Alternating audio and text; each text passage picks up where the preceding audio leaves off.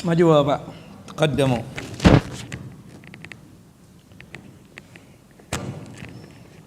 Ada 1000 lagi yang datang.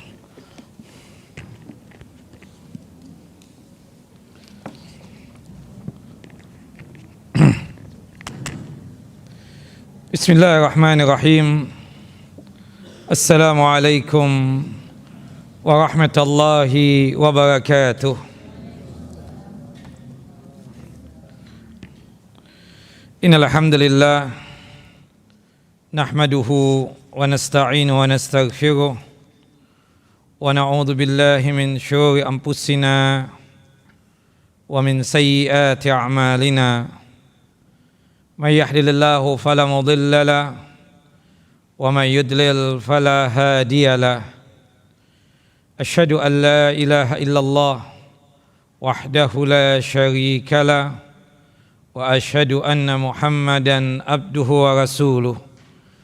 Wa laqad qala Allah ta'ala fil Qur'anil azim, ya ayyuhalladzina amanu taqullaha haqqa tuqatih wa la tamutunna illa wa antum muslimun. Wa ba'd, wa bi sakhri sadri wa yassir li amri wahlul 'uqdatam min lisani yafqahu qawli. Allahumma anfa'na bima 'allamtana wa 'allimna ma yanfa'una wa zidna 'ilma. Allahumma inna na'udzubika min zawali ni'matika wa fuj'ati niqmatika wa tahawuli 'afiyatika wa jami'i saqatika. Allahumma inna na'udzubika min 'adzabi jahannam wa min 'adzabil qubur wa min fitnatil mahya wal mamat wa min syarri fitnatil masihid dajjal.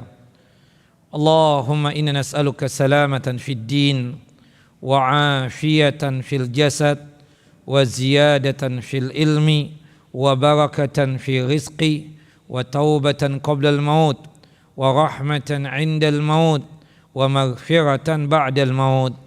Allahumma hawwin 'alaina sakaratil maut wan najata minan nar wal afwa 'indal hisab. Bapak dan Ibu yang dimuliakan oleh Allahu Jalla wa Ala, Majlis Ta'lim alumnus SMP 27 Jakarta Timur angkatan 1988 yang sedang lindungan dan penjagaan Allahu Jalla wa Ala. Alhamdulillah, pada kesempatan kali ini di hari Ahad pekan pertama kita kembali berjumpa dan bersua untuk ta'ammuk dan tafaqquh fid din, untuk memperdalam din Allah dan agama Allahu Jalla wa Ala. Dan ini adalah satu kenikmatan yang sangat luar biasa yang kita dapatkan. Tidak semua muslimin, tidak semua muslimat mendapatkan nikmat sebagaimana yang kita dapatkan pada kesempatan kali ini. Doa kita dan harapan kita kepada Allahu Jalla wa Ala, semoga apa yang kita lakukan ini terhitung sebagai amal saleh kita dan terhitung sebagai mizan hasanat kita, timbangan amal kebajikan kita ketika kelak terjadinya pengadilan Allahu Jalla wa Ala di padang mahsyar.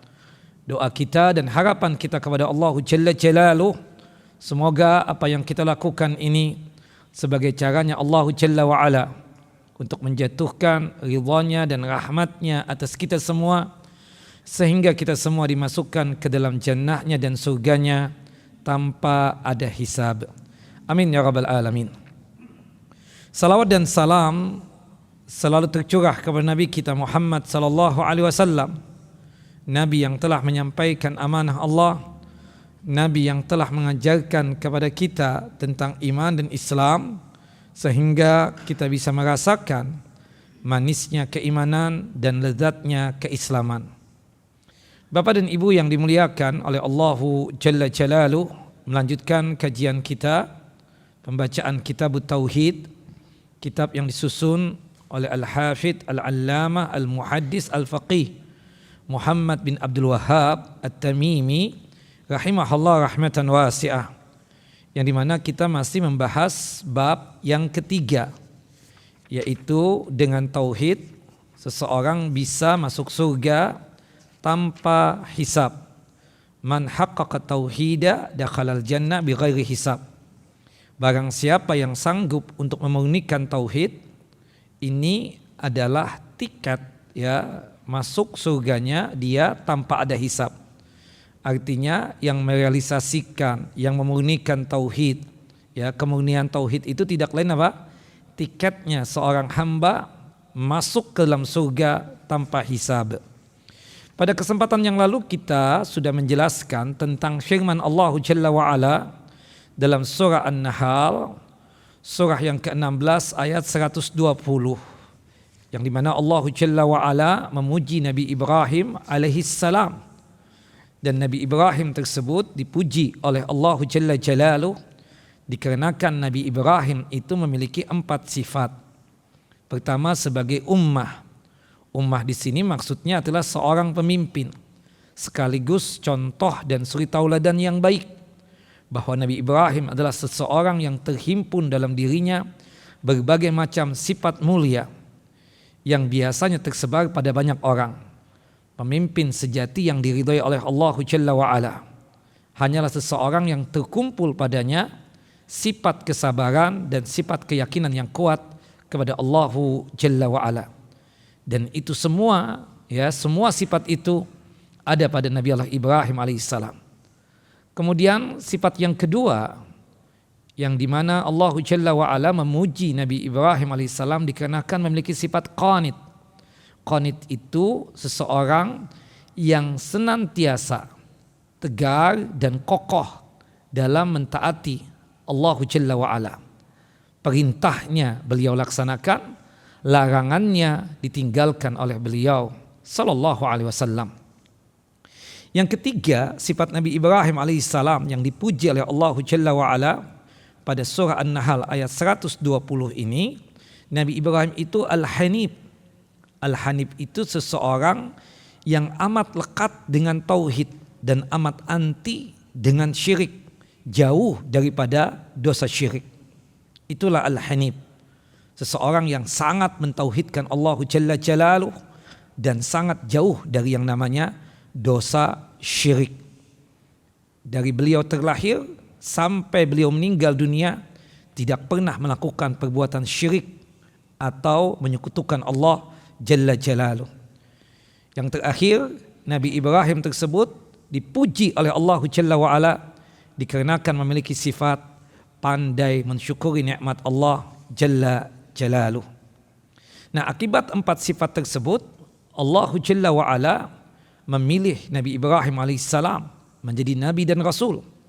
Dikarenakan 4 sifat tadi, Allah Jalla wa'ala selalu memberikan petunjuk dan hidayah kepada Nabi Ibrahim alaihissalam agar selalu berada di jalan yang lurus.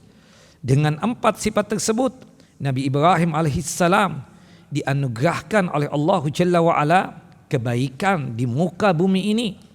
Nikmat-nikmat yang berkaitan di muka bumi ini, salah satunya kebaikan yang didapatkan oleh Nabi Ibrahim di dunia ini.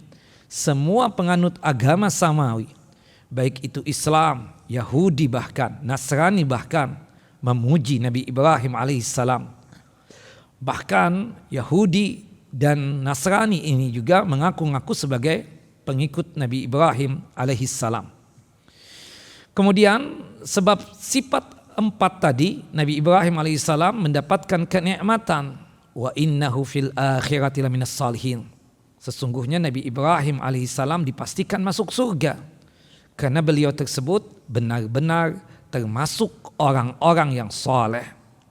Yang terakhir, dengan 4 sifat tadi Allah memberikan nikmat kepada Nabi Ibrahim alaihissalam yang kelima, yaitu apa? Apa yang menjadi syariatnya Nabi Ibrahim alaihissalam diikuti oleh nabi-nabi setelahnya, termasuk nabi penutup yaitu Nabi Muhammad sallallahu alaihi wasallam. Sebagaimana yang Allah Jalla wa'ala firmankan dalam surah An-Nahl, surah yang ke-16 ayat 123, "Summa awhayna ilaika anittaba'a millata Ibrahim hanifa wa ma kana minal musyrikin."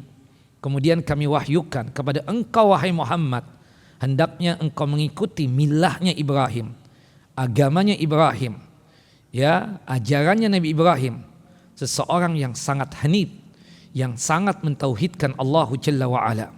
Dan Nabi Ibrahim bukanlah termasuk orang-orang yang mempersekutukan Allah Jalla wa Ala.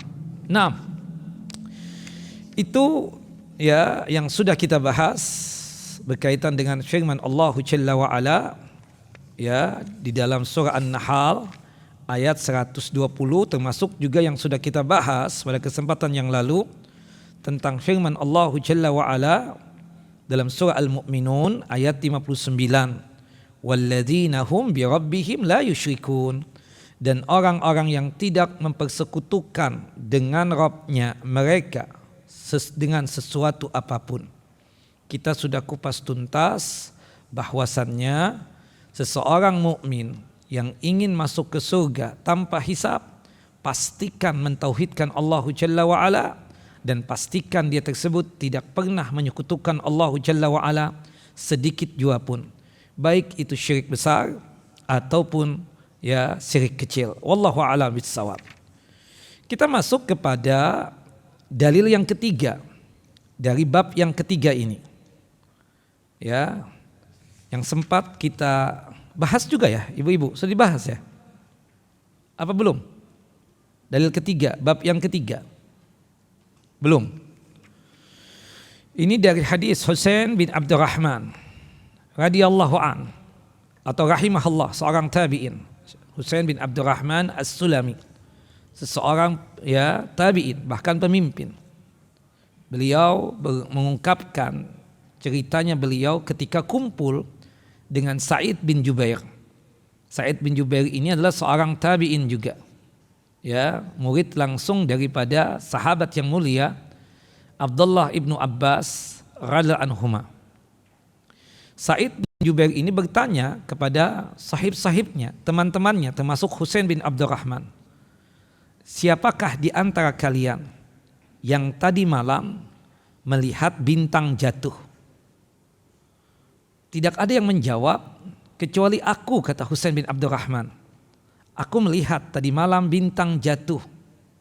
Kemudian aku melanjutkan ceritaku, omonganku, dan aku menambahkan, tapi ketahuilah wahai sahib-sahibku, wahai besti-bestiku, teman-temanku, sesungguhnya tadi malam itu aku melihat bintang jatuh bukan dikarenakan aku ini salat tahajud dan qiyamul lail, tapi dikarenakan aku disengat kalajengking atau digigit kalajengking. Kenapa Husain bin Abdurrahman berkata seperti itu, Bapak dan Ibu? Dikarenakan kekhawatiran beliau akan sifat ria dan ujub. Beliau tidak ingin bangun malamnya beliau tersebut dikarenakan sengatan kalajengking dipikir oleh sahib-sahibnya atau oleh teman-temannya. Husain bin Abdurrahman ini sedang melakukan tahajud atau qiyamul lail.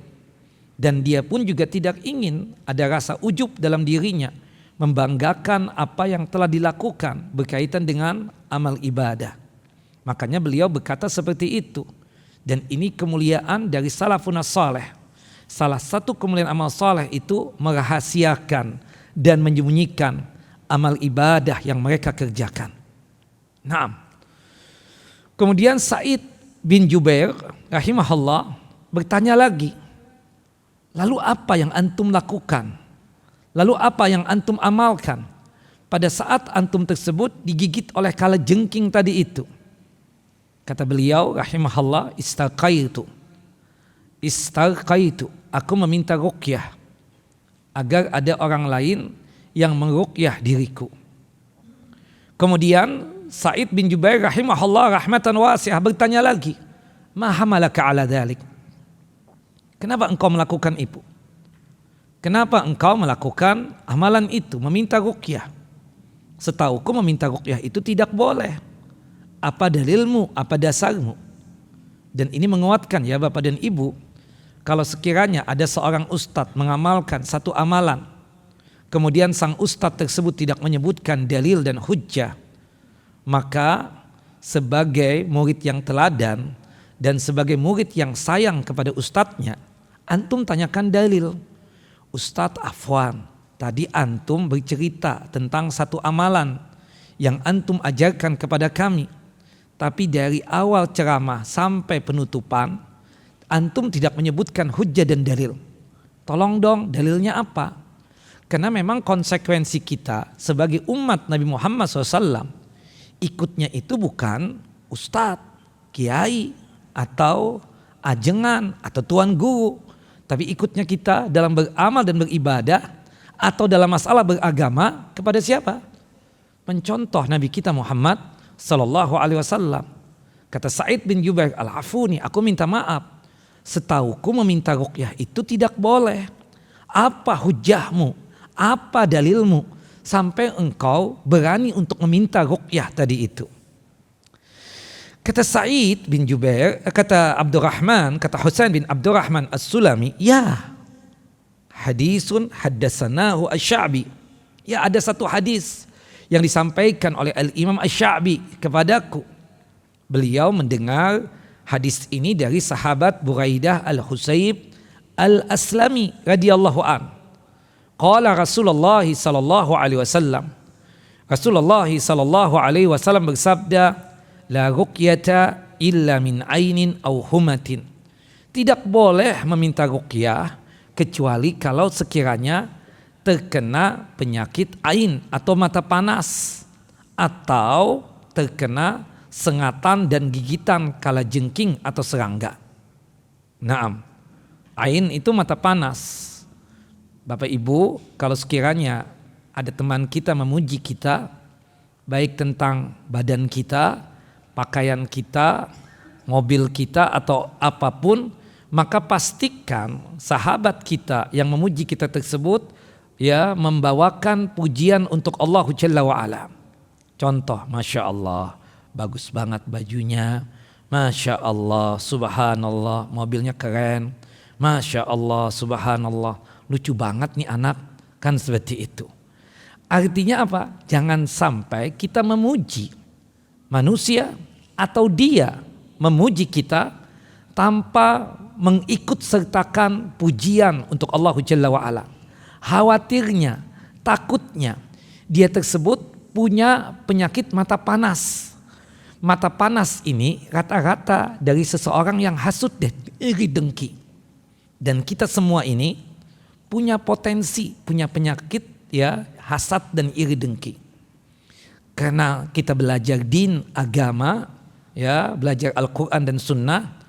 Meskipun manusia itu punya potensi, penyakit hasad itu ada dalam diri masing-masing, tetapi itu bisa dihilangkan dengan kita menjalankan din dan agama ini. Nah, biasanya orang yang punya penyakit ain dan mata panas ini, orang yang punya penyakit hasad atau iri dengki. Biasanya begitu. Auhumatin, tidak ada meminta ruqyah kecuali kalau terkena sengatan atau digigit oleh kalajengking. Sa'id pun berkata, didengarkan oleh Sa'id Husain bin Abdurrahman Al-Aslami atau As-Sulami bertutur dan bercerita, ya kan? Didengarkan baik-baik. Subhanallah. Sampai pada ujungnya beliau juga memuji Husain bin Abdurrahman dengan ucapan beliau begini, sungguh baik sikap seseorang yang mengamalkan apa yang telah dia dengar. Artinya kalau kita mendengar satu kajian, kemudian kita mantap dengan satu amalan atau satu perbuatan din atau agama berdasarkan ajaran Quran dan Sunnah Nabi SAW, maka amalkanlah. Ketika kita sanggup untuk mengamalkan ilmu yang kita dengar tadi itu, maka kita ini termasuk orang yang memiliki sifat yang baik dan akhlak yang mulia. Tapi maaf ya Husain bin Abdurrahman As-Sulami, aku dengar dari guruku namanya Abdullah ibnu Abbas.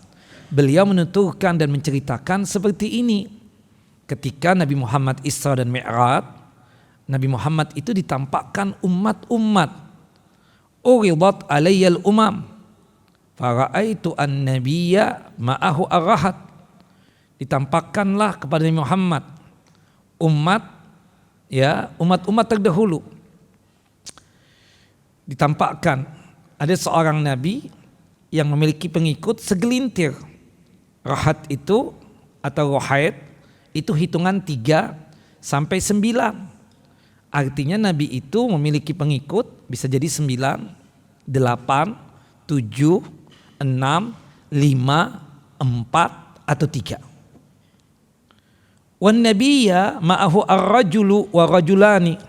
Ditampakkan juga ada nabi yang pengikutnya cuma 2 orang.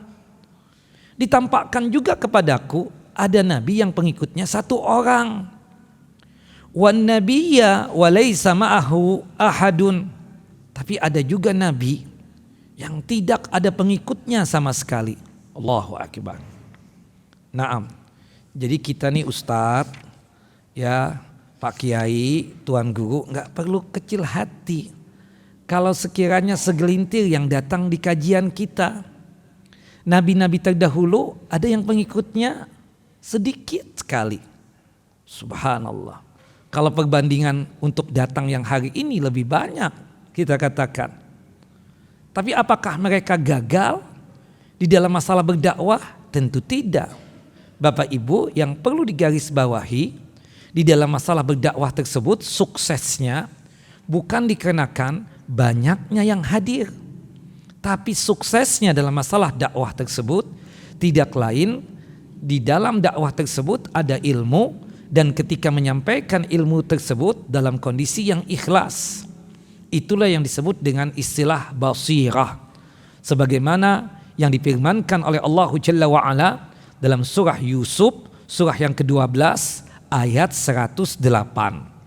Qul hadhihi sabili ad'u ilallahi ala basiratin ana wa manittaba'ani wa subhanallahi wa ma ana minal musyrikin. Katakanlah wahai Muhammad, inilah jalanku, inilah ajaranku, aku dan orang-orang yang mengikuti aku.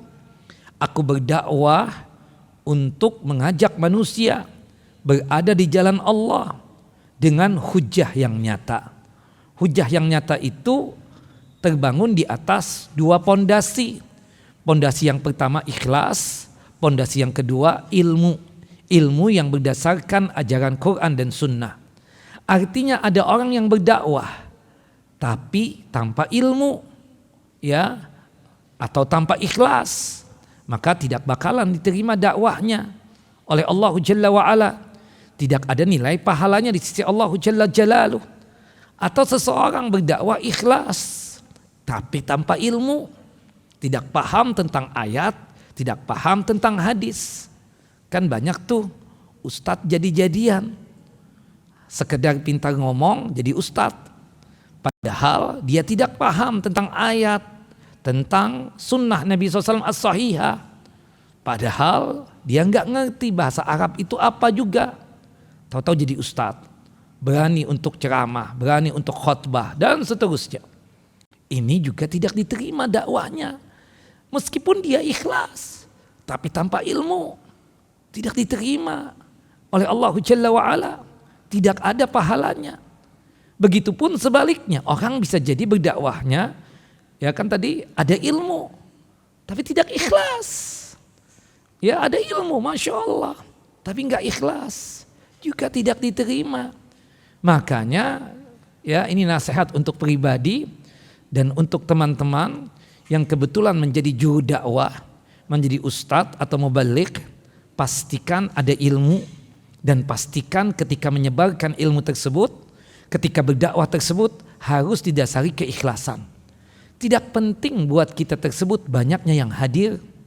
Yang paling penting buat kita, dakwah yang kita sampaikan tersebut ada ilmu, dan ketika menyampaikan ilmu tersebut di atas keikhlasan karena Allah Jalla wa'ala. Itulah yang disebut dengan basirah, hujah yang nyata tadi. Nah, kita lihat tadi ada nabi yang pengikutnya cuma 9 orang, ada nabi pengikutnya cuma 8 orang, ada nabi yang pengikutnya cuma 7 orang, ada nabi yang pengikutnya cuma 6 orang, ada nabi yang pengikutnya cuma 5 orang, ada nabi yang pengikutnya cuma 4 orang, ada nabi yang pengikutnya cuma 3 orang, ada nabi yang pengikutnya cuma 2 orang, ada nabi yang pengikutnya cuma 1 orang. Bahkan kata Nabi Muhammad, ada nabi yang tidak ada pengikutnya sama sekali. Apakah dia gagal dalam masa berdakwah? Tentu tidak. Buktinya Nabi Muhammad masih menyebutkan beliau itu sebagai seorang nabi dan seorang Rasulullah, utusan Allah Jalla wa'ala. Karena beliau menyampaikan din dan agama ini, mengajak manusia di jalan Allah Jalla wa'ala dengan basirah, dengan hujah yang nyata, ada ilmu, dan ketika menyampaikan ilmu tersebut di atas keikhlasan. Itu fi ali sawadun azimun fadhanantu annahum ummati. Ditampakkan kepadaku umat yang banyak, aku pikir itu adalah umatku. Faqila li hadza Musa wa qaumuh. Kemudian dikatakan kepadaku, wahai Muhammad, itu bukan umatmu, itu adalah Nabi Musa dan pengikutnya. Fanadhartu fa idza sawadun azimun faqila li hadhihi ummatuka wa ma'ahum sab'una alfan yadkhuluna al-jannata bighairi hisabin wala adzabin. Kemudian Rasulullah menengok lagi dan melihat lagi, ada umat yang lebih besar, lebih banyak daripada umatnya Nabi Musa alaihissalam. Kemudian dikatakan kepadaku, itulah umatmu wahai Muhammad yang banyak tadi itu. Di dalamnya ada 70.000, ya, 70.000 dari kalangan umatmu yang masuk surga tanpa hisab dan tanpa diazab. Kemudian Nabi Muhammad SAW berdiri untuk meninggalkan sahabatnya, ada di Masjid Nabawi. Beliau masuk ke rumah beliau. Nah, biasa dong ketika ada sesuatu yang membuat seseorang penasaran, ya, termasuk murid juga, termasuk dialami oleh para sahabat ridwanullah ajmain. Nabi Muhammad sudah masuk ke rumah beliau. Mereka yang masih berada di Masjid An-Nabawi saling bercerita, saling berkomentar. Ini siapa ya? 70.000 umat Muhammad SAW yang masuk surga tanpa dihisab dan tanpa diazab. Kemudian para sahabat pun menjawab, subhanallah, kata mereka, oh bisa jadi itu adalah mereka yang terlahir ke muka bumi ini dalam kondisi Islam dan tidak pernah menyekutukan Allah Jalla wa'ala. Benar, syarat utama kita masuk ke surga adalah tauhid dan jauh daripada syirik. Oh bisa jadi kita ini, yaitu sahabat-sahabat Nabi Sallallahu Alaihi Wasallam. Benar, kebanyakan dari umat Nabi Muhammad SAW yang masuk surga, Pak, sahabat Nabi Sallallahu Alaihi Wasallam. Yang ikut perang Badar masuk surga, yang ikut perjanjian Bai'atul Ridwan yang berjumlah 1.400 sahabat masuk surga. Belum lagi sahabat-sahabat yang lain seperti Abu Bakar As-Siddiq, Umar bin Khattab, kemudian Utsman bin Affan, Ali bin Abi Thalib, Abdurrahman bin Auf, kemudian Sa'ad bin Abi Waqqas, kemudian Sa'id bin Zaid, ya, kemudian Bilal bin Rabah, kemudian ya yang lainnya, Abu Ubaidah bin Al-Jarrah dan seterusnya. Belum lagi istri-istri Nabi sallallahu alaihi wasallam, belum putra dan putrinya Rasulullah SAW. Semuanya apa? Jaminan surga. Kemudian ada juga yang menyebutkan yang lain, ya, sampai akhirnya Rasulullah SAW keluar dari rumah beliau dan menjumpai para sahabatnya lagi. Kata para sahabatnya, ya Rasulullah, tadi kita menerka-nerka tentang 70 orang umatmu yang masuk surga tanpa hisab. 70.000 umatmu yang masuk surga tanpa hisab dan tanpa diazab. Ada yang mengatakan ini ya Rasulullah, ada yang mengatakan itu. Kemudian Rasulullah SAW berkomentar. Qala Rasulullah sallallahu alaihi wasallam.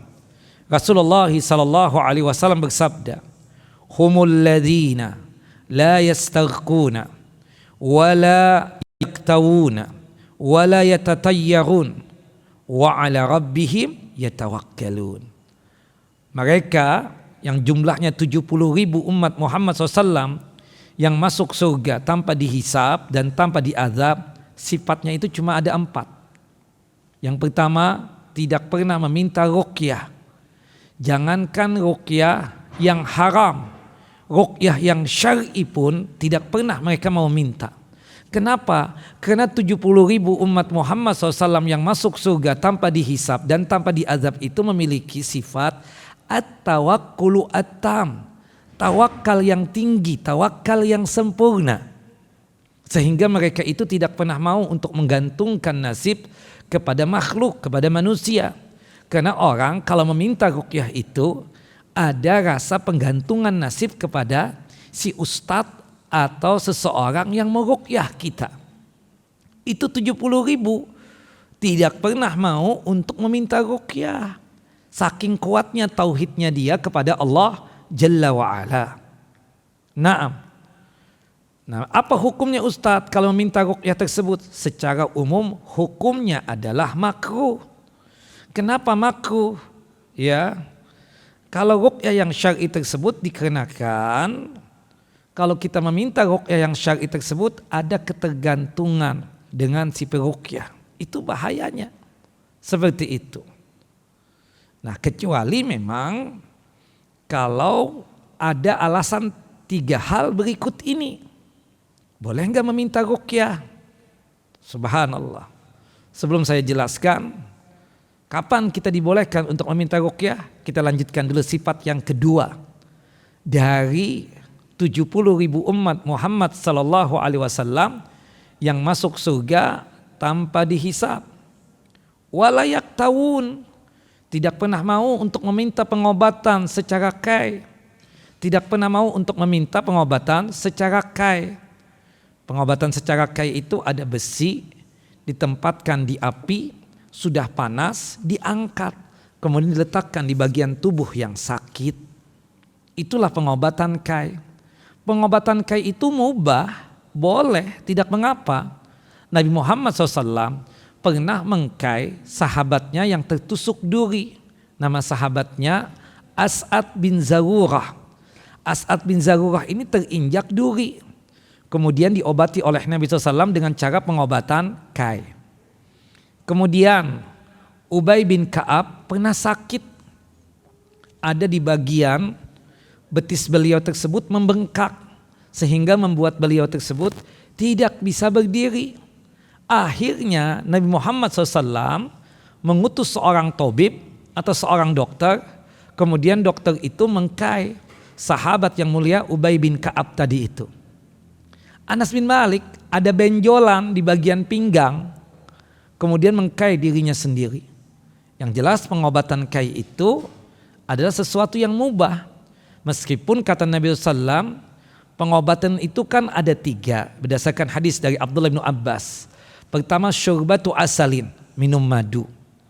Kemudian yang kedua hijamah, bekam. Yang ketiga wakayatut narin, pengobatan secara kai. Wa inni la uhibbu an aktawiyah. Tapi aku tidak suka pengobatan secara kai. Tidak sukanya Nabi pengobatan secara kai bukan berarti pengobatan tersebut haram. Bapak, Ibu, Rasulullah ya berkaitan dengan masalah makanan. Ada makanan yang tidak disukai oleh Nabi SAW. Apa itu? Pertama, daging dop. Rasulullah tidak suka. Yang kedua, sayur kubis. Rasulullah juga tidak suka. Tapi apakah dop itu haram dimakan? Tidak. Kenapa? Buktinya para sahabat makan daging dop. Rasulullah SAW tidak mungkin membiarkan sahabatnya melakukan perbuatan yang haram. Tidak mungkin Nabi Muhammad SAW membiarkan sahabatnya memakan makanan yang haram. Pasti ditegur oleh Nabi. Karena binatang dop itu dagingnya halal, maka dibiarkan oleh Nabi kita Muhammad SAW untuk apa? Untuk memakan daging dop. Jelas? Termasuk disodorkan kubis. Apaan nih kata Nabi SAW? Oh ini kubis ya Rasulullah, sayur mayur. Kata Rasulullah, aku gak mau makan. Silahkan kalian memakannya. Ketidaksukaan Nabi bukan berarti apa? Haram. Jelas ya? Halal kubis. Monggo silahkan. Dibikin sandwich atau apa? Silahkan. Tidak mengapa. Yang demikian bukan berarti kalau kita makan sandwich yang ada kubisnya itu jadi haram kita makannya. Bukan. Seperti itu. Termasuk juga makan nasi putih. Gak ada masalah. Gak mesti harus nasi merah atau nasi hitam. Kan begitu. Ya. Ketidaksukaan Nabi bukan berarti menunjukkan sesuatu itu apa? Haram. Termasuk tadi pengobatan secara kai. Nabi tidak suka. ya kan? Tapi bukan berarti Rasulullah SAW mengharamkan. Buktinya Nabi ketika mengobati As'ad bin Zarurah dengan menggunakan pengobatan apa? Kain. Seperti itu. Nabi ya tidak suka itu kan sesuatu hal yang sifatnya apa ya? Sesuatu hal yang menjadi wataknya manusia. Seperti misalnya, Bapak tidak suka warna apa Pak? Ana nggak suka hitam Ustaz kayak inti ini, nggak suka nih. Ya bukan berarti subhanallah antum mengharamkan kan? Ana sukanya yang hitam atau putih atau apa? Ana nggak suka tuh kalau yang warnanya apa? Warnanya misalnya yang menyala betul, nggak suka itu. Kenapa? Ya manusiawi. Bukan berarti haram, tidak mengapa yang demikian. Wallahu a'lam bissawab. Jelas ya? Nah kemudian meminta pengobatan secara kai hukumnya apa? Makruh. Kenapa makruh? Sama dengan meminta ruqyah tadi. Ada ketergantungan hati dengan si pengekai tadi itu yang menjalankan medis secara kai tadi itu. Kemudian yang ketiga wala yatatayyarun. Ya, 70.000 umat Muhammad SAW yang masuk surga tanpa dihisab itu tidak pernah tatayyur. Tatayyur itu menganggap sial akan sesuatu hal. Ini syirik. Meskipun syiriknya syirik kecil. Kata Nabi SAW, at-tiyaratu syirkun. Melakukan tatayyur, menganggap sial akan sesuatu hal, itu syirik. Gak mau rumah nomor 4. Gak mau rumah tusuk sate. Gak mau melakukan safar hari Selasa. Gak mau melakukan ya pesta perkawinan atau mungkin berkaitan dengan hajatan yang lainnya bulan Safar karena dianggap sial itu semua. Nauzubillah min dzalik. Kata Nabi la safara. Tidak ada sial dalam masalah apa? Dalam masalah bulan. Nah, termasuk bulan Safar. Hari-hari ini semuanya apa? Baik dan bagus. Kenapa dikatakan tatayyur? Tatayyur itu terambil dari kata-kata toir. Toir itu artinya apa? Burung. Dulu orang kalau ingin melakukan safar itu melepas seekor burung dulu. Kalau burung itu terbangnya ke sebelah kanan, kata mereka khairun, khairun. Nasib baik, nasib baik. Yuk kita safar. Tapi kalau burung itu terbangnya ke sebelah kiri, syarrun, syarrun. Nasib jelek, nasib jelek. Nggak jadi safar. Ini adaul qadim, penyakit lama udah dari zaman dulu. Dari zaman dulu sudah ada penyakit ini. Nauzubillah min dzalik. Ya, dengan berbagai macam hal. Ya, istilah-istilah yang ada. Ya. Kalau istilah ibu-ibu itu pamali, ya kan? Tatayyur itu pamali. Kalau istilah sebagian orang kepuhunan atau apalagi ya istilahnya itu macam-macam lah istilahnya itu. Nah, itu termasuk apa? Tatayyur. Ya, tidak boleh sifat tatayyur itu menganggap sial akan sesuatu hal. Nah, nanti di bab yang selanjutnya kita akan bahas tuh masalah tatayyur ini. Naam, di bab yang keberapa itu ya? 20 ke atas lah ya. Insyaallah kita bahas lagi masalah tatayyur ini. Nah, yang jelas tatayyur ini kita katakan menganggap sial akan sesuatu hal. Wa ala rabbihim yatawakkalun. Sifat yang keempat yang ada pada 70.000 umat Muhammad SAW yang masuk surga tanpa dihisab itu adalah selalu bertawakal kepada Allah Jalla wa'ala. Tawakal itu artinya menyerahkan segala urusan kita kepada Allah sekaligus juga berikhtiar, mencari sebab. Kalau ingin kaya ya bekerja, kalau kita ingin pintar ya belajar, kalau kita sakit ya berobat. Ada ikhtiar, ada al-akhdhu bil asbab. Mencari sebabnya ada. Seperti itu. Nah, jadi tawakal itu adalah menyerahkan urusan kita kepada Allah Jalla wa'ala sekaligus dirangkai dengan apa? Dengan mencari sebab atau ikhtiar tadi itu. Wallahu a'lam bissawab. Jelas Bapak Ibu? Nah, itu 70.000 umat Muhammad SAW yang masuk surga tanpa dihisab. Nah, kemudian Ukasah mendengar yang demikian langsung berdiri. kemudian berkata kepada Rasulullah SAW, ya Rasulullah, ud'u Allah ayyaj'alani minhum. Tolong dong doakan aku ya Rasulullah agar aku termasuk golongan mereka 70.000 umatmu yang masuk surga tanpa dihisab dan tanpa diazab. Kata Rasulullah SAW, anta minhum, engkau termasuk ya umatku yang masuk surga tanpa hisab tadi 70.000. Ada yang satu lagi minta didoakan juga. Kata beliau, sabaqaka biha Ukashah. Ukasah telah mendahului engkau.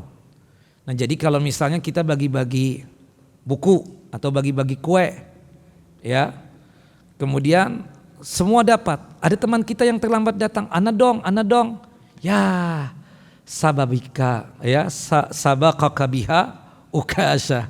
Ya maksudnya Ukasah telah mendahului engkau. Udah habis, dalam artian apa? Nanti ya, ba'den, ya kan seperti itu. Enak ya Ustadz ya kalau hidup di zaman Nabi SAW. Kalau ada apa-apa tinggal didoakan. Ya kita katakan belum tentu seenak yang kita bayangkan. Bayangkan Bapak dan Ibu, ada seseorang yang ummi. Rasulullah itu kan ummi.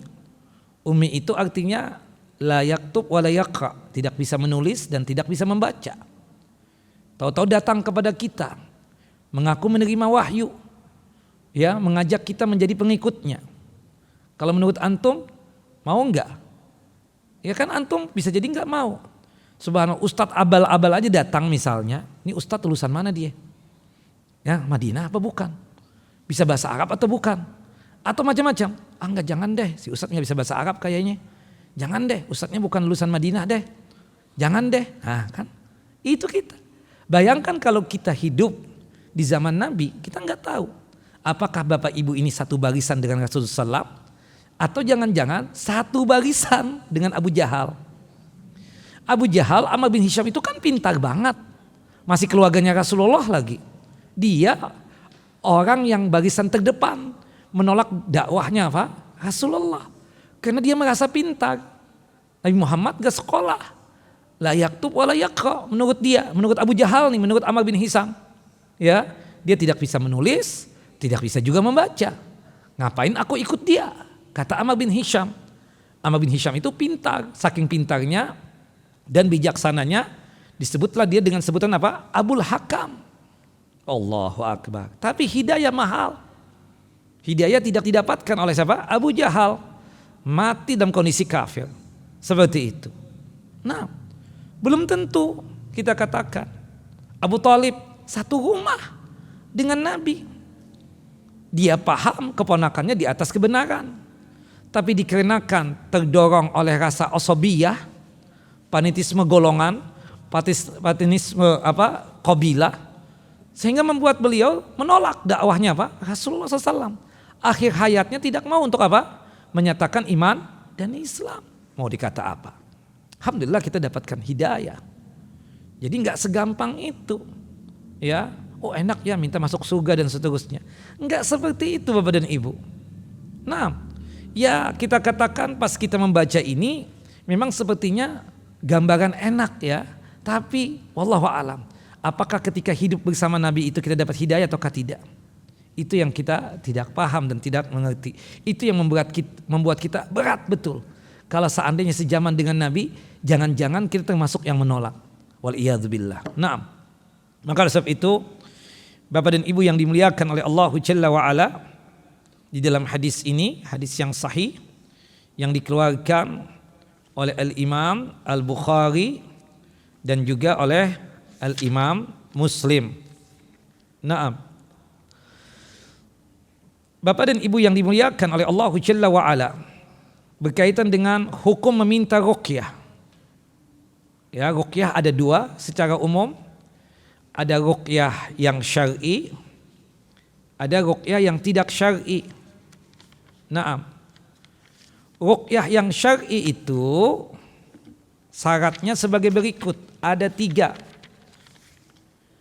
Ruqyah yang syar'i itu secara umum syaratnya ada berapa?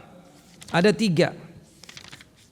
Yang pertama, di dalam ruqyah yang syar'i tersebut ada firman Allah, ada ayat-ayat Al-Qur'anul Karim, atau meruqyah dengan nama-nama Allah yang indah dan sifat-sifat Allah Jalla wa Ala yang mulia.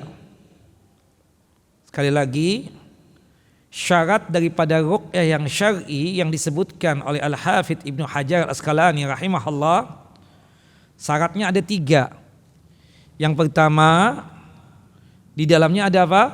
Firman Allah, ada ayat-ayat Al-Quran, dan juga ada nama-nama Allah yang indah dan sifat-sifat Allah Jalla wa Ala yang mulia. Artinya kita meruqyah dengan ayat-ayat Allah, atau dengan nama-nama Allah yang indah, atau dengan sifat-sifat Allah Jalla wa Ala yang mulia. Yang kedua, syarat ruqyah yang syar'i tadi, ruqyah yang syar'iyah, pakai bahasa Arab. Pakai apa? Bahasa Arab. Boleh enggak Ustadz pakai yang bukan bahasa Arab? Boleh, dengan catatan bisa dipahami maknanya. Kalau bahasa dukun itu kan kita enggak ngerti apa yang diucapkan oleh dukun itu dengan jampe-jampenya itu. Berarti menunjukkan ruqyahnya si dukun itu apa? Tidak syar'i atau haram. Dikenakan di dalamnya bahasa untuk menjampe-jampe tadi itu tidak dipahami. Nah, syarat yang kedua daripada ruqyah yang syar'i atau ruqyah yang syar'iyah, ruqyahnya dengan bahasa Arab, atau kalau toh tidak dengan bahasa Arab, maka bahasanya harus dipahami maknanya. Harus dipahami apa? Maknanya. Jelas Bapak? Ibu-ibu jelas? Yang ketiga, di dalam ruqyah yang syar'i tersebut harus ada keyakinan. Wajib meyakini bahwasannya ruqyah tidaklah memberi pengaruh dengan sendirinya, akan tetapi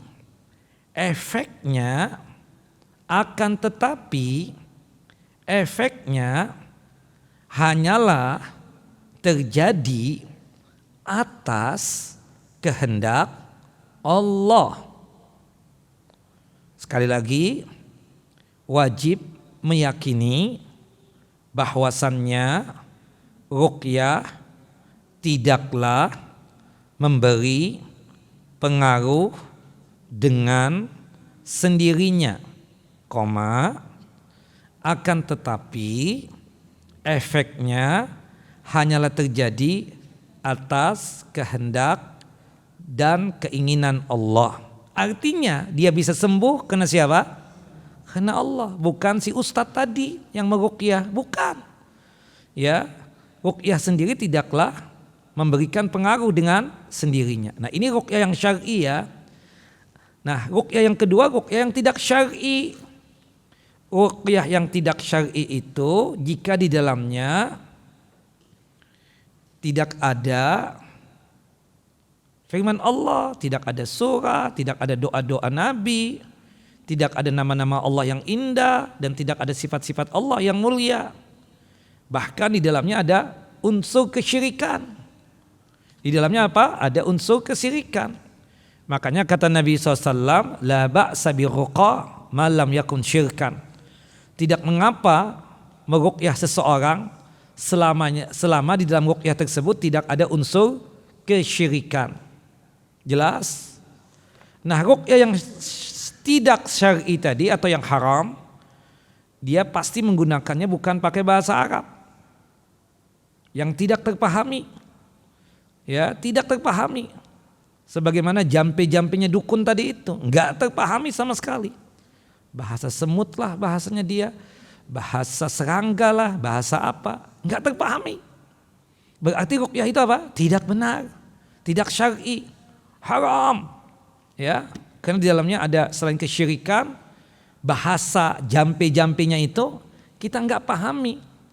Beda kalau misalnya ruqyah yang syar'i. Ya Allah yang maha penyembuh, sembuhkanlah saudaraku ini dari penyakitnya, angkatlah penyakitnya. Terpahami enggak oleh antum?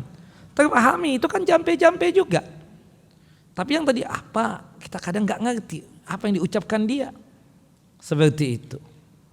Nah, kemudian yang ketiga, ya, kalau seandainya di antara bapak dan ibu ketika diruqyah terlalu tergantung dengan tuh ustadz, seakan-akan yang menyembuhkan dia tersebut adalah si ustadz, maka itu haram ruqyah tersebut. Nah, ini poinnya. Ruqyah yang tidak syar'i tersebut, di dalamnya tidak ada ayat Quran, tidak ada doa Nabi, tidak ada nama-nama Allah yang indah, tidak ada sifat-sifat Allah Jalla wa'ala yang mulia. Kemudian biasanya di dalamnya ada kesyirikan, menyekutukan Allah, atau di dalamnya ada hal yang bid'ah, menggunakan sesuatu atau menggunakan alat-alatnya itu yang tidak dianjurkan.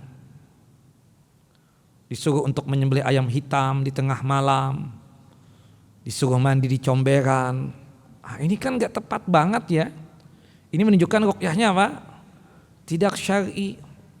Atau ketika meruqyah, maaf, perempuannya disuruh bugil. Ini kan jelas gak syar'i. Ruqyah apa ini? Ya, yang jelas kita katakan, ya, itu berbahaya dan itu haram kan? Atau ustadznya misalnya pegang-pegang lawan jenisnya perempuan, ya misalnya, ini jelas ruqyahnya apa? Tidak syar'i, seperti itu. Wallahu a'lam bishawab. Nah, termasuk juga kalau ada ketergantungan yang sangat luar biasa kepada tuh ustadz, ini wal iyadzubillah, syirik jadinya. Nah, jelas Bapak Ibu? Nah, para ulama sepakat bahwa hukum meminta untuk diruqyah dengan ruqyah yang syar'i bukanlah hal yang haram. Para ulama sepakat bahwa hukum meminta untuk diruqyah dengan ruqyah yang syar'i bukanlah hal yang diharamkan. Namun para ulama berbeda pendapat. Hukum meminta ruqyah yang syar'i tadi, sepakat mereka bukan haram. Lalu kalau bukan haram, hukumnya apa? Boleh atau tidak boleh? Boleh atau makruh? Nah, sebagian ulama mengatakan hukum meminta ruqyah adalah perbuatan makruh. Kenapa makruh? Karena menghilangkan ketawakalan yang sempurna. Subhanallah. Kemudian kalau seandainya dikatakan makruh tadi, kita tetap meminta ruqyah. Apakah akibat perbuatan kita meminta ruqyah yang hukumnya makruh tadi bisa menghilangkan kesempatan meraih keutamaan dalam hadis tadi? Karena sifatnya yang 70.000 tadi apa? La yastarkun. Tidak mau untuk apa? Meminta ruqyah. Jangankan ruqyah yang haram, ruqyah yang syar'i mereka enggak mau minta. Karena mereka itu memiliki apa? Memiliki at-tawakkul at-tam. Tawakal yang sempurna. Nah, ataukah masih ada harapan? Persoalan ini para ulama berdebat sangat luar biasa. Makanya sebagian ulama mengatakan ini permasalahan yang sangat pelik sekali. Dalam dalil masing-masing pendapat dikatakan sama-sama kuat. Dalam dalil yang mengatakan, tidak boleh meminta ruqyah, hukumnya makruh. Tapi kenapa Nabi Muhammad SAW memerintahkan Ibunda Aisyah untuk meminta ruqyah? Iya kan? Disebutkan di dalam satu hadis yang sahih bahwasannya Rasulullah SAW sendiri memerintahkan Ibunda Aisyah agar meminta ruqyah untuk dirinya sendiri. Dalam riwayat yang dikeluarkan oleh Al-Imam Muslim dalam kitab sahih beliau pada nomor hadis 2195. Pada hadis Abdullah bin Abbas kita dilarang meminta ruqyah yang syar'i. Tapi dalam hadis yang dikeluarkan oleh Al-Imam Muslim dari hadis Ibunda Aisyah, Ibunda Aisyah mengatakan aku diperintahkan oleh Nabi Muhammad, ya, agar aku meminta apa? Meminta ruqyah. Dalam hadis yang lain, Rasulullah memerintahkan Asma binti Umais untuk meminta apa? Ruqyah untuk anak-anaknya. Sebagaimana disebutkan di dalam hadis yang dikeluarkan oleh Al-Imam Ibnu Majah di dalam kitab Sunan beliau pada nomor hadis 3510. Nah, gimana ini? Masing-masing pendapat punya dalil yang kuat. Dua-duanya dalilnya sahih. Yang mengatakan tidak boleh meminta ruqyah. Ya, kalau kita meminta ruqyah juga itu hukumnya makruh. Sepakat memang mereka tidak diharamkan untuk meminta ruqyah. Tapi mereka berdebat, meminta ruqyah yang syar'i itu boleh atau tidak boleh? Boleh atau makruh? Mubah atau makruh? Sebagian mereka mengatakan makruh. Kenapa? Karena kalau meminta ruqyah berarti dia tidak dapat keutamaan tadi itu. Termasuk 70.000 umat Muhammad SAW yang masuk surga tanpa dihisap, bukan begitu?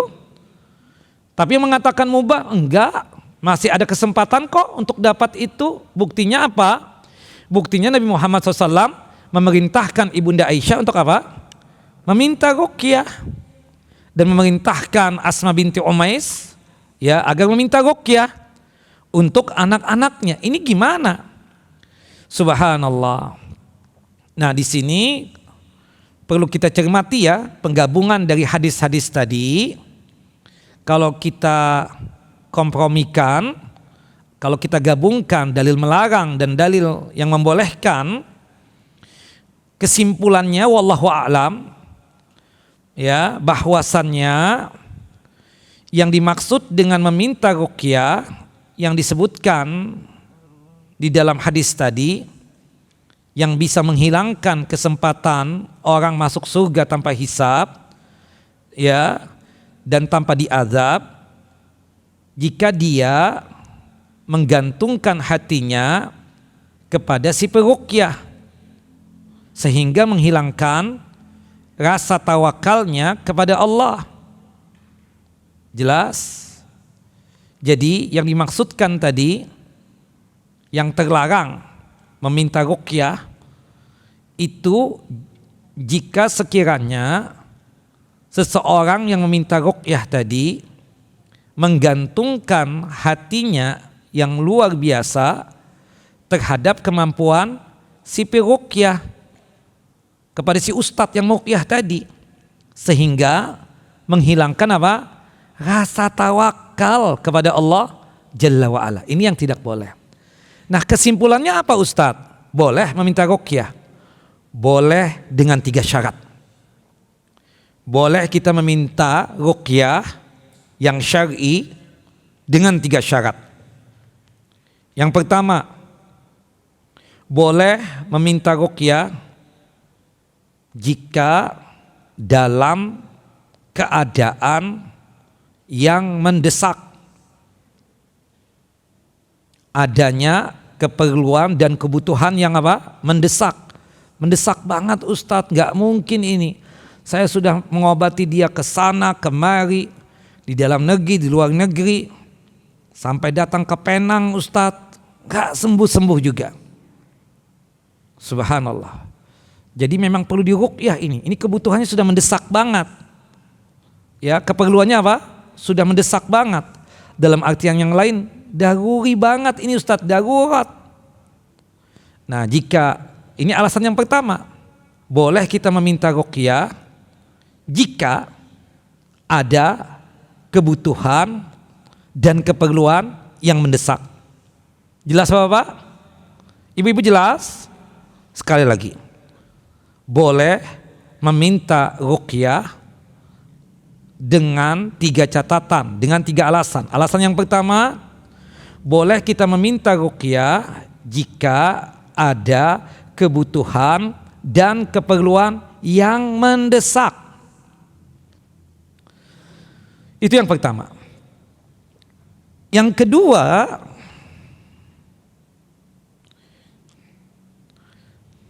jika dengan ruqyah benar-benar diharapkan dapat diraih kesembuhan.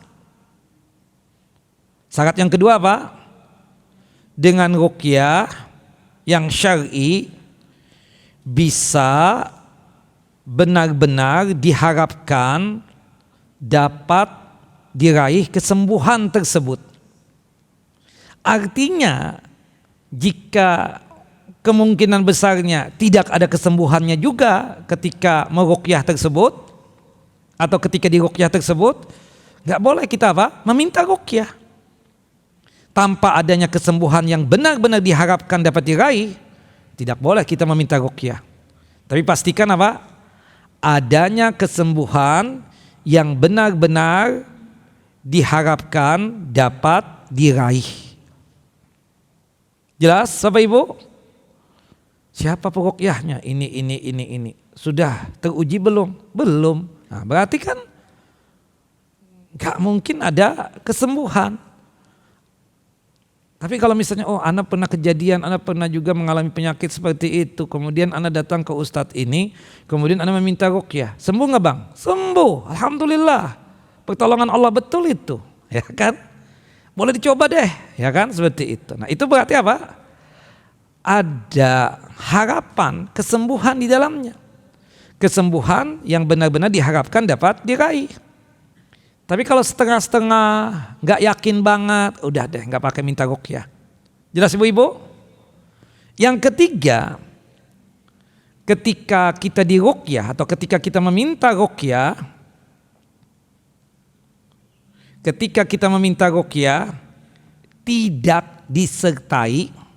tidak disertai apa?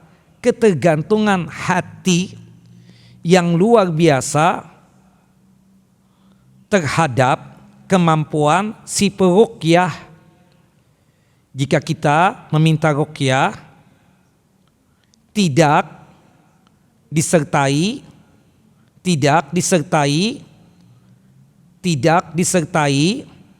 ketergantungan hati yang luar biasa terhadap kemampuan si peruqyah. Ini catatan yang paling penting ya. Jadi Bapak Ibu boleh meminta ruqyah. Syarat yang pertamanya apa?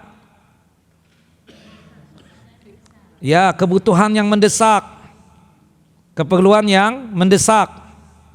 Yang kedua, adanya kesembuhan yang benar-benar diharapkan yang dapat diraih dari metode ruqyah yang syar'i tadi.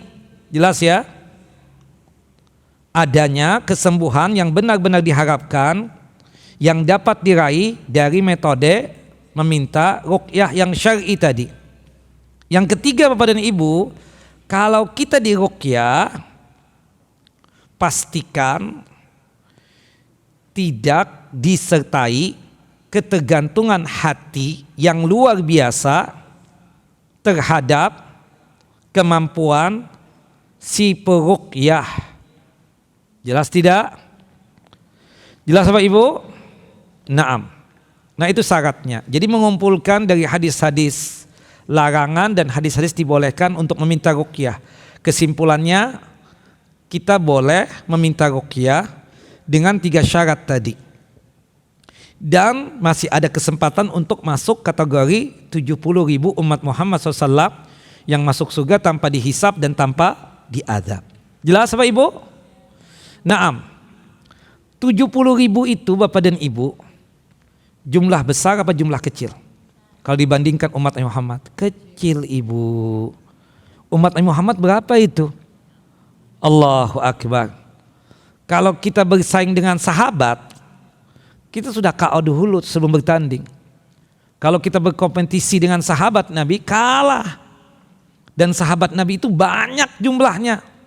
Ketika Nabi Muhammad SAW meninggal dunia saja, menurut Al-Imam Ibnu Qayyim, sahabat yang tersisa itu 60.000. Allahu Akbar.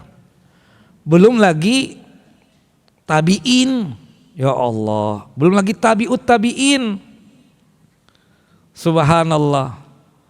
Bersaing dengan sahabat, ampun kalah deh.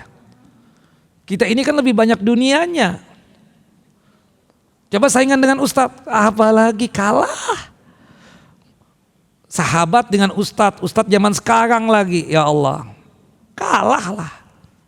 Jelas lah, kita lebih banyak dunianya ketimbang mereka. Mereka sudah luar biasa, hatinya akhirat semua itu.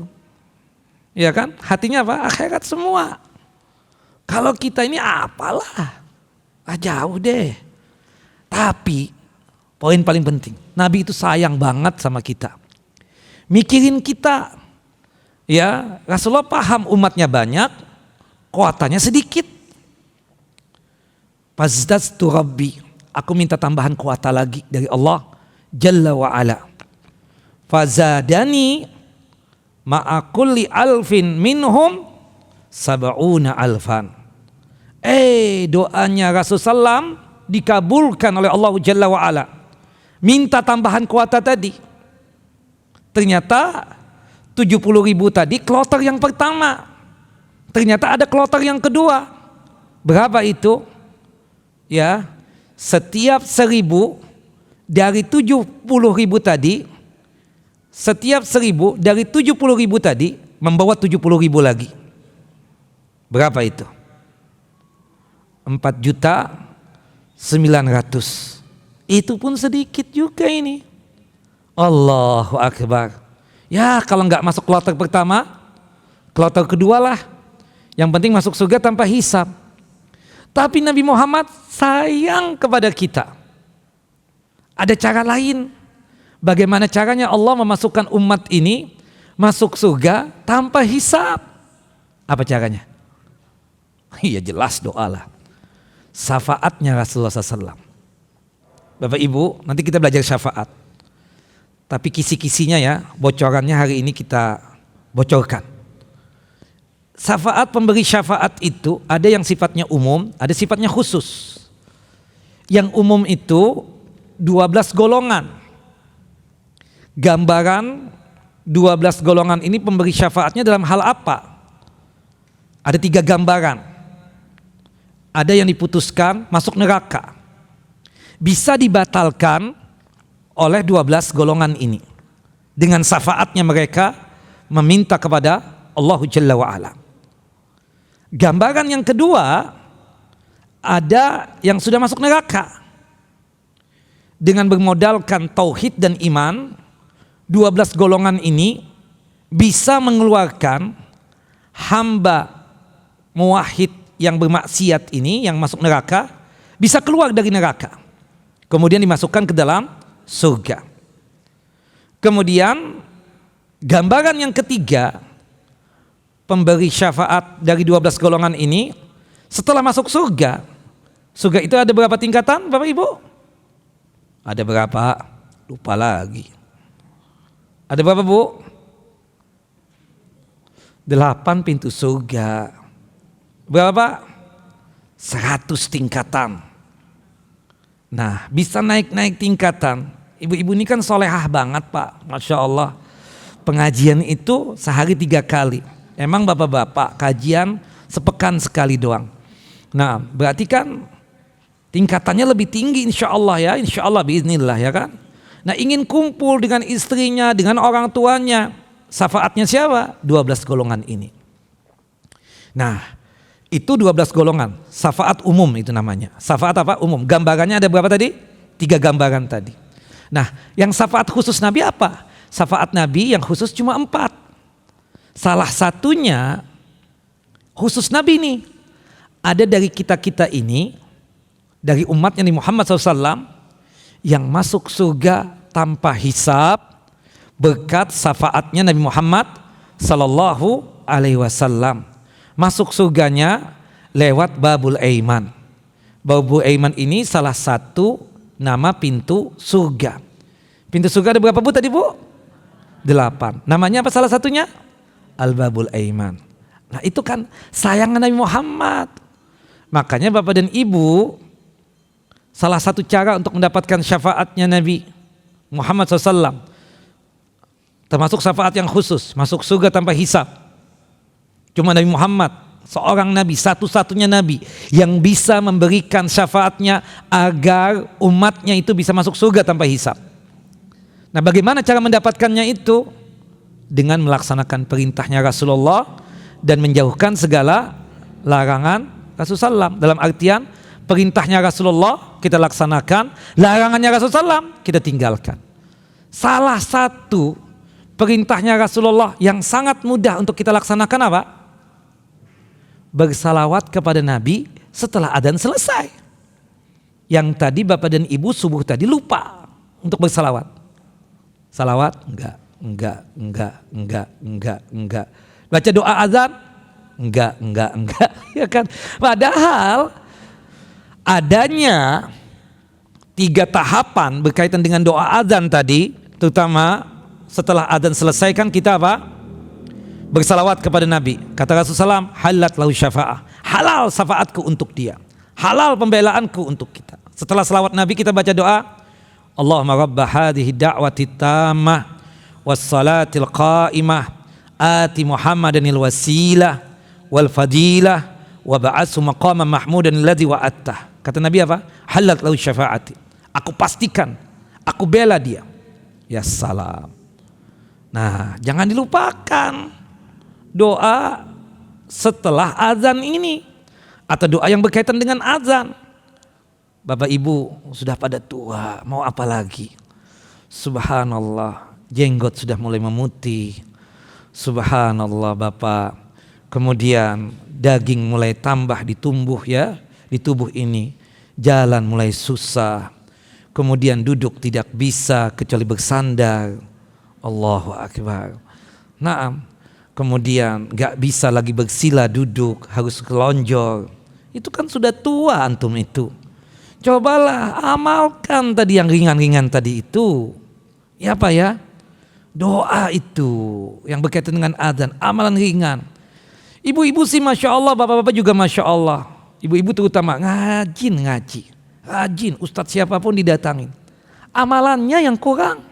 Cuma eporia doang. Ayo, jilbab panjang. Pakai cadar. Bagus. Tapi kan amalan yang lain yang paling penting juga ada. Tauhid. Ya kan? Atau amalan-amalan yang ringan. Sebagaimana hari-hari yang kita baca. Jangan cuma eporia aja. Aduh, ketemu ustadz. Foto. Apaan itu? Enggak, udah. Ustadz juga enggak perlu itu. Ustadz yang enggak perlu. Yang paling penting apa? Amalan. Kita paham ilmu, amalkan. Target kita apa? Meninggal husnul khotimah. Target kita aman di kuburan. Target kita aman di padang mahsyar. Target kita masuk surga. Surga bersama Rasulullah, masuk surga tanpa hisab. Subhanallah. Ayo dah, sudahlah Pak. Sudah pada tua Pak. Mau apa lagi? Ibu juga mau apa lagi? Sudah berkerut wajah, mau apa lagi? Sudah tua. Jalan juga sudah susah. Mau apa lagi? Tinggal menunggu undangan Allahu Jalla wa'ala. Nah, tinggalkan syirik, tinggalkan perbuatan-perbuatan dosa, rajinlah beramal, meskipun itu amalan ringan, tapi berpahala apa? Besar, berpahala banyak. Salah satunya ingin masuk surga tanpa hisab. Wallahu a'lam bissawab. Ini kira yang bisa disampaikan. Ada pertanyaan? Monggo. Silakan. Ini ada pertanyaan, nggak tahu siapa yang WA, tapi banyak banget pertanyaannya. Mungkin dari kajian ini.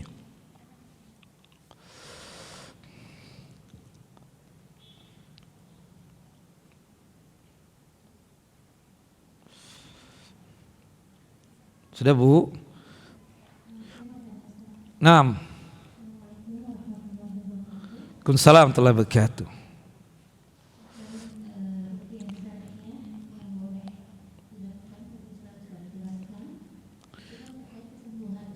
Naam.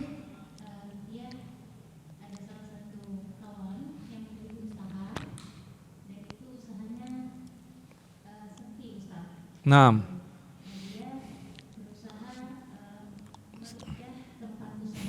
Iya.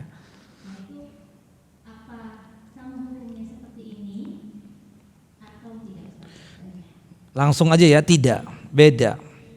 Ya, seperti misalnya berkaitan dengan maaf ya, jualannya kurang laris manis atau apa ya, kurang laku, kemudian tokonya diruqyah. Kalau sebagian orang diselawatin, selawat Nabi kata dia, itu juga tidak benar. Minta sama Allah, berikhtiar lagi. Kira-kira kurang apa ya? Kenapa ya? Padahal kita sudah ini, sudah itu. Ya belum rezekinya. Belum apa? Belum rezekinya. Termasuk kan ada seorang anak perempuan, dia tinggi semampai, kulit putih bersih, orang tuanya tajir, tapi nggak ada laki-laki yang datang melamar dia. Kata abahnya kurang ruqyah nih. Nggak ada. Memang belum jodohnya. Mungkin orang takut datang kalau melamar dia karena dia kelewatan kaya, kelewatan cantik, modal kurang dan seterusnya. Belum aja, belum. Insya Allah bertahap. Gak mungkin orang buka toko langsung laris manis. Ya, itu gak benar. Pelan pasti. Dalam berdakwah juga kan seperti itu. 1, 2, 3, 10, 100, 1000. Ya terus, tapi kita apa? Betul-betul menganyomi gitu loh. Sehingga pertolongan Allah itu datang dengan kita mendoakan. Ustadz mendoakan audiennya, muridnya. Murid juga mendoakan sang ustadz supaya ikhlas dan sabar dalam masalah berdakwah dan seterusnya. Nah, jadi tidak ada buya seperti itu. Wallahu a'lam bissawab. Naam.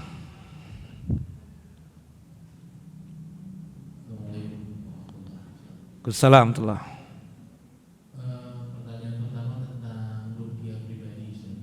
Ruqyah mandiri. Ruqyah mandiri. Nah. Apakah termasuk dalam meminta ruqyah? Oh tidak. Itu kan ruqyah mandiri syar'i. Pakai Al-Fatihah, Al-Ikhlas 3 kali, Al-Falaq 3 kali, An-Nas 3 kali. Boleh. Atau kita langsung ruqyah, Pak, antum kayaknya ini ada jinnya, Pak. Sebentar ada ruqyah ya. Boleh enggak begitu? Nah, enggak apa-apa. Kan boleh seperti itu. Nah, tapi kalau yang dipersoalkan itu meminta, antum datang ke ustadz, Ustadz, anak kayak ini kayak enggak enak banget nih badan. Tolong diruqyah dong, Ustadz. Nah, itu yang dipertanyakan. Apakah antum masuk kategori yang 70.000 tadi ataukah tidak? Ulama kan berdebat, yang mengatakan hukumnya makruh, ada yang mengatakan mubah selama itu syar'i dengan hujah dan dalil.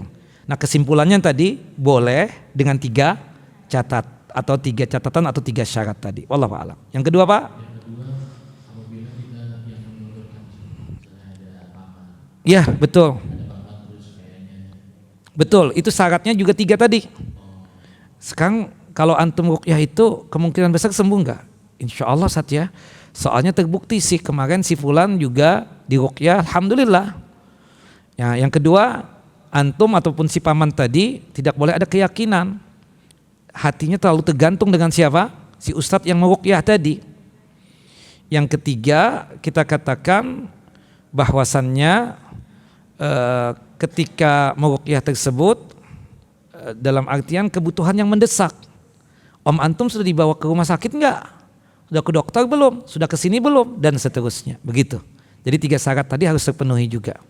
Meskipun antum bukan antum yang diruqyah, tapi antum ini cuma sebagai perantara doang untuk mencarikan ustadz. Nah, antum juga melihat 3 hal tadi itu. Wallahu a'lam bissawab. Begitu kira-kira ya. Nah. Ya Ibu. Waalaikumsalam warahmatullahi wabarakatuh. Monggo, silakan. Maam.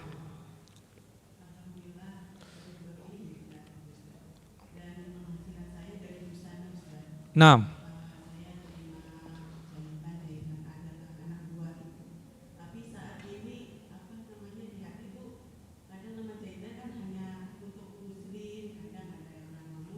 Betul.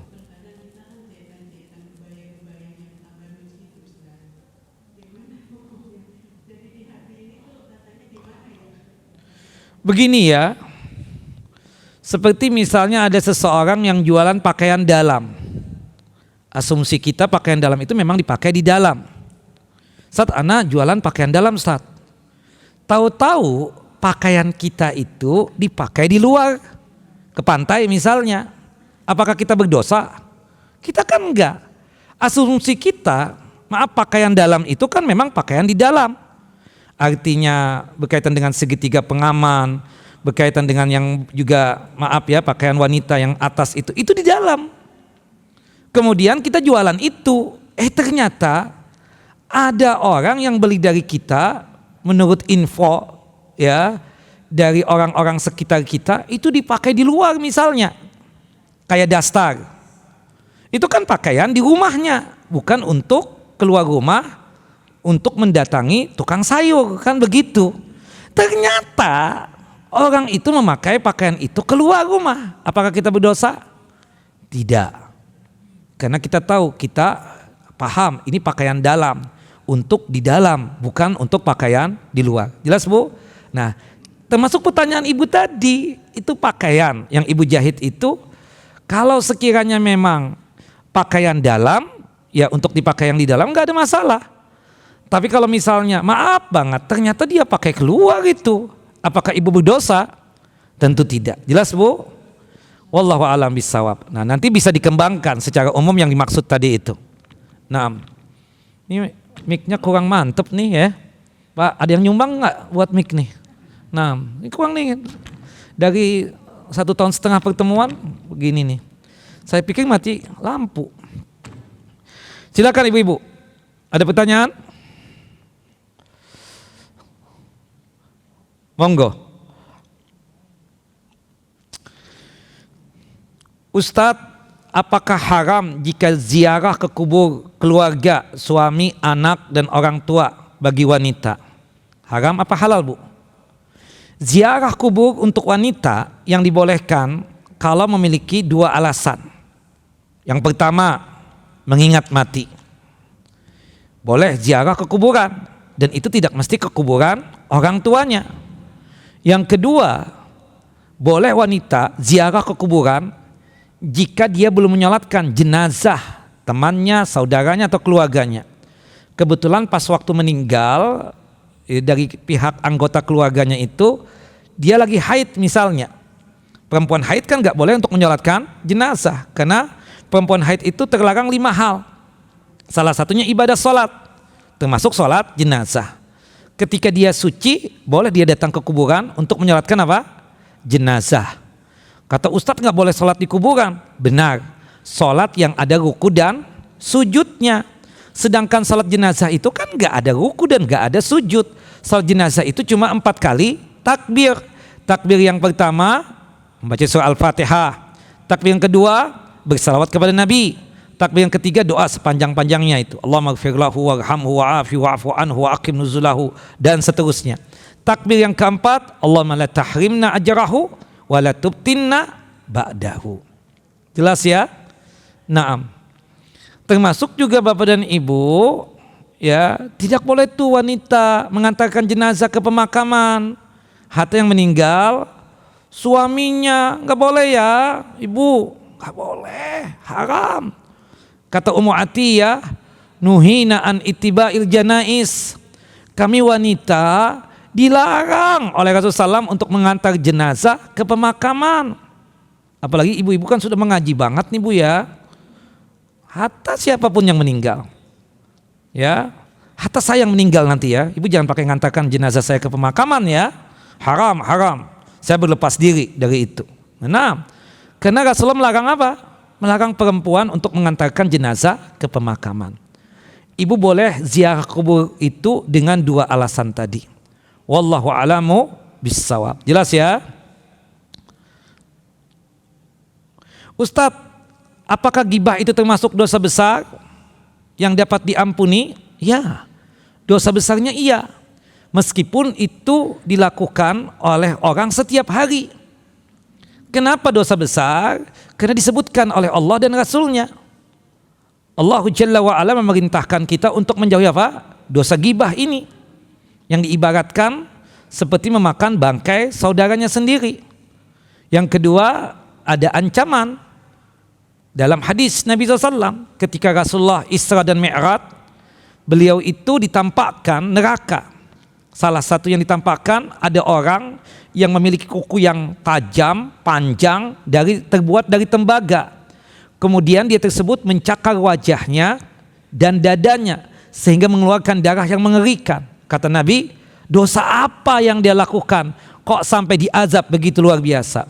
Oh, dia ini ketika hidup di dunia suka memakan bangkai saudaranya sendiri. Naam, suka memakan bangkai saudaranya sendiri. Artinya suka apa? Suka gibah. Naam, termasuk dosa besar. Taib.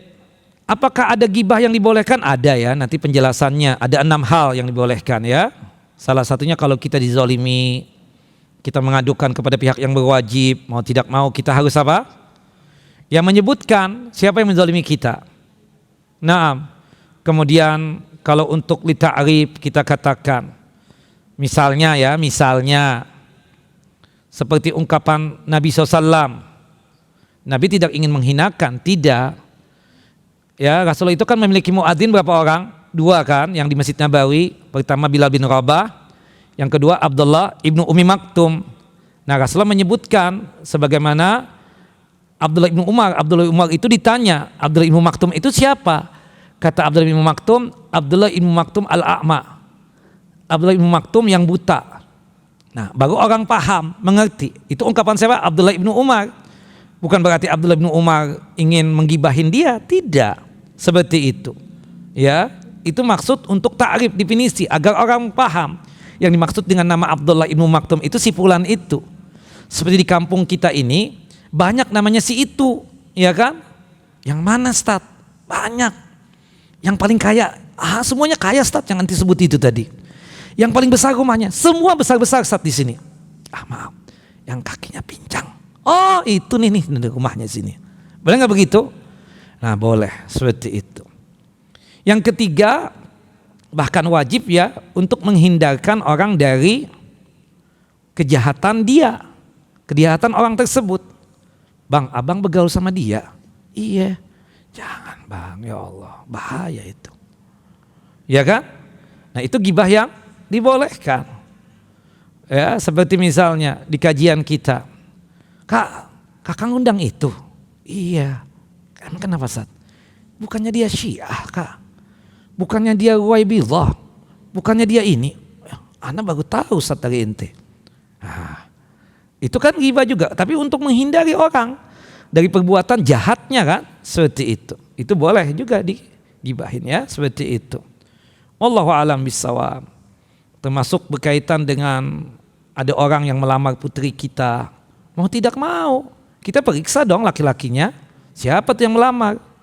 Ya kan, sebagaimana yang Zainab dilamar oleh Abu Jaham dan Usamah bin Zaid. Kata Nabi, Abu Jaham ini di pundaknya itu ada tongkat. Ada yang mengatakan gak bisa, istri salah sedikit main pukul. Ada yang mengatakan suka safar, sedikit-sedikit safar lagi. Ya kan, kalau zaman sekarang ya nggak apa-apa deh Kak, orangnya baik, tapi mau nggak putih kakak? Dia umrah aja nih Kak, sebulan 2 kali. Tanyain deh, mau nggak tinggal-tinggal? Nah, yang kedua, fasu'luk. Ya orangnya sih baik Kak, kajian Masya Allah, tapi nggak ada fulus Kak, fakir, miskin. Kan termasuk aib kan? Orang dibilang miskin nggak mau, tapi mau nggak mau kita harus ngomong. Kesian nanti anak perempuannya. Antum sih baik, Masya Allah. Cuma menjadi problem ketika antum menikah. Antum jadi nggak baik. Kenapa nggak baiknya? Antum nggak ngasih nafkah sama istri dan anak antum. Nah, jadi gimana Ustaz? Jangan deh. Saran Ustaz. Nah, Nabi kemudian menyarankan, nikahlah sama Zaid bin Harisah. Ya kan? Seperti itu. Nah artinya apa? Kita katakan bahwasannya yang kedua, maaf, bukan Usamah, Muawiyah ya. Kata Rasulullah, Muawiyah fasu'lu. Muawiyah itu fakir miskin.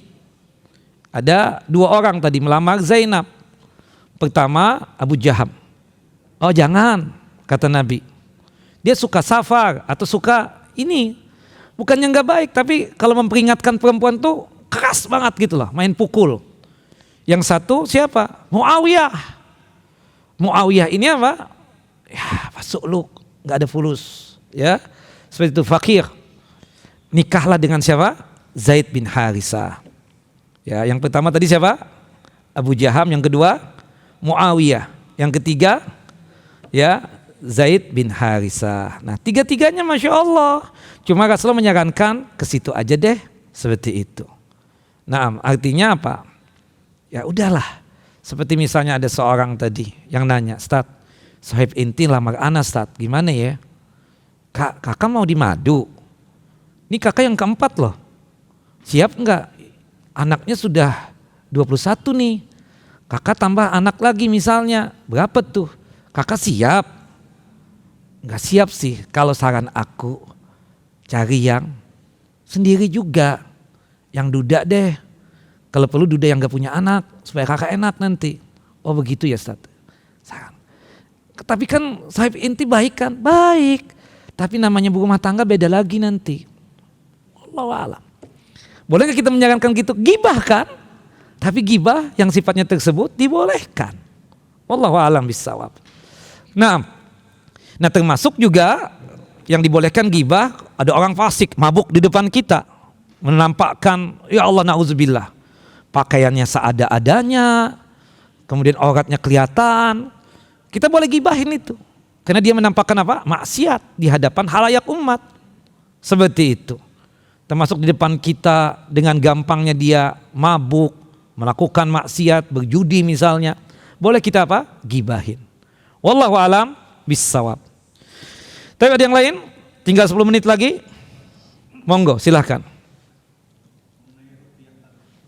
Nah. Assalamualaikum warahmatullahi wabarakatuh.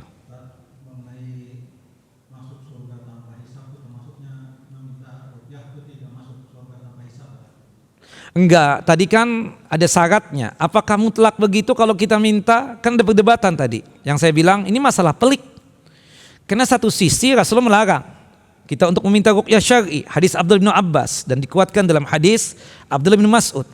Pada bersamaan dengan itu Rasulullah kok menyuruh ibunda Aisyah meminta ruqyah. Dan memerintahkan juga Asma binti Umais untuk meminta ruqyah. Ini keke nih gimana ya? Nah, kesimpulannya menggabungkan dari hadis-hadis tadi itu boleh meminta ruqyah dengan 3 syarat. Ya kan? Syarat yang pertamanya kalau kebutuhan mendesak banget. Yang kedua, ya kalau ada kemungkinan dengan ruqyah bisa sembuh. Syarat yang ketiga, kita yang diruqyah tidak boleh ada keyakinan hati yang luar biasa dan tergantung hati yang luar biasa kepada si peruqyah. Nah, kalau 3 syarat ini terpenuhi Ustadz dan kita diruqyah juga, apakah masih ada kesempatan untuk mendapatkan masuk surga tanpa hisab? Insya Allah masih ada harapan. Seperti itu. Wallahu a'lam. Maksud saya gini Pak ya, sebelum kita ikut kajian sunnah kan kita minta ruqyah itu kan Ya. itu yang macam-macam kita minta. Antum sudah bertaubat, taubatan nasuha, khalas selesai. Sahabat Nabi dulunya apa? Belum masuk Islam, bukan begitu? Kemungkinan lebih besar daripada antum. Permintaannya itu. Tapi kalau sudah orang bertaubat apa? Selesai. Nah, insya Allah kita semua ada harapan untuk masuk surga tanpa hisab. Begitu. Barakallahu fiik. Naam. Silakan. Ada yang lain? Ini curhatan ibu-ibu juga nih, minta ya. Ustadz, kalau aku puasa Nabi Daud alaihissalam, kemudian aku tambah dengan puasa Ayyamul Bid, apakah itu dibolehkan? Boleh nggak Bapak Ibu? Ada satu hadis Nabi SAW, hadis yang dikeluarkan oleh Imam Bukhari dan Muslim. Ada sahabat yang mulia Abdullah bin Amr bin As radhiyallahu anhuma datang kepada Rasulullah SAW, kemudian mengatakan, ya Rasulullah, wajibkan atasku puasa selain Ramadan. Kata Nabi, sum salasata ayyam fi kulli syahr, berpuasa 3 hari di setiap bulan. Ramadan ditambah puasa 3 hari setiap bulan, itu sebanding seperti kita berpuasa 1 tahun. Kata Abdullah bin Amr bin As radhiyallahu anhuma, inni atiku afdalu min zalik. Aku mampu, sanggup lebih daripada itu ya Rasulullah. Idzan Sum yaumaini wa abtiru yaumaini. Berpuasa 1 hari, berbuka 2 hari. Puasa apakah itu? Senin, Kemis. Senin puasa, Selasa, Rabu enggak puasa, Kemisnya puasa lagi. Kata Abdullah bin Amr bin As radhiyallahu anhuma, inni atiku afdalu min dzalik. Aku mampu lebih daripada puasa itu ya Rasulullah. Kalau begitu, sum yauman wa abtiru yauman, fadzaka siyamud Daud wa afdalus siyam indallah wa ahabbus siyam ilallah. Kalau begitu puasa Nabi Daud, sehari puasa, sehari tidak berpuasa. Itulah puasa yang paling disuka oleh Allah Jalla wa Ala. Puasa yang paling afdal. Jangan engkau tambah lagi ya, nggak boleh puasa tiap hari. Nah, poinnya di sini Bapak Ibu, praktek yang dilakukan oleh sahabat yang mulia Abdullah bin Amr bin As radhiyallahu anhuma, itu yang diambil puasa yang paling baik aja. Puasa apa? Puasa Nabi Daud alaihissalam. Tidak sebagaimana yang dilakukan oleh sebagian orang. Sudah puasa Nabi Daud, tambah puasa Senin Kemis, tambah lagi puasa 3 hari setiap bulan. Kayaknya kan soleh banget nih, kayak bertakwa banget. Tapi itu yang disalahkan oleh Nabi Muhammad. Nggak boleh, itu sama dengan puasa setiap hari. Kita kalau fullkan puasa Nabi Daud alaihissalam, berapa hari dalam 1 bulan itu? 15 hari. Puasa Senin Kemis, kalau kita fullkan dalam 1 bulan, berapa hari Ibu? 8 hari. 15 tambah 8 berapa? 23. Kemudian tambah lagi puasa Ayyamul Bid 3 hari, 26 hari. Ya Allah, subhanallah. Pasti orang berpuasa begitu nih Bapak, nggak ada pasangan tuh. Syahwatnya tinggi banget itu. Nah, nggak boleh puasa begitu Bapak. Nah, yang ada antum kalau sudah puasa Nabi Daud alaihissalam, itu sudah mewakili puasa Senin Kemis. Dan sudah mewakili puasa apa? Ayyamul Bid. Kalau kita sudah puasa Senin Kemis, sudah tidak perlu lagi puasa 3 hari setiap bulan. Karena puasa Senin Kemis itu lebih banyak daripada puasa 3 hari setiap bulan. Jelas ya? Termasuk di bulan Syawal nih, secara khusus di bulan Syawal. Kan ada puasa 6 hari. Kalau kita sudah puasa 6 hari Bapak Ibu, tidak perlu lagi di bulan Syawal yang sama nih, kita puasa 3 hari. Karena kita katakan puasa 6 hari itu lebih banyak daripada 3 hari. Jelas ya? Termasuk kemarin di bulan Dzulhijjah. Kita puasa 1 sampai hari yang ke-9 Dzulhijjah. Nah kalau kita sudah 9 hari yang pertama bulan Dzulhijjah puasa, nggak perlu lagi puasa Senin Kemis. Tidak perlu lagi juga puasa Ayyamul Bid. Jelas ya? Karena 9 hari lebih banyak daripada puasa Senin Kemis. Kemudian 9 hari yang pertama bulan Dzulhijjah lebih banyak daripada puasa 3 hari. Begitu kira-kira. Wallahu a'lam bissawab. Jelas Bapak Ibu? Satu lagi ya.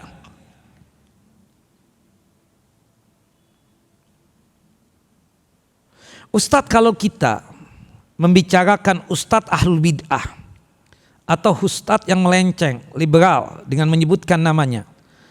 Karena agar umat Islam mengetahui tentang kebid'ahannya. Ya, apakah itu termasuk gibah? Ya, gibah, tapi gibah yang dibolehkan. Kayak ibu-ibu kan atau bapak-bapak nanya, "Ustaz, ini kita angkatan kita akan mengundang Ustadz ini. Menurut Ustadz gimana? Sebagai pembina di majelis taklim kita." Jangankah. Kenapa? Aduh, dia banyak lencengnya, nggak pahamnya. Tapi dia pakai jenggot Ustaz, celana cingkrang. Itu bukan tolak ukur kakanda. Jelas ya, bukan tolak ukur.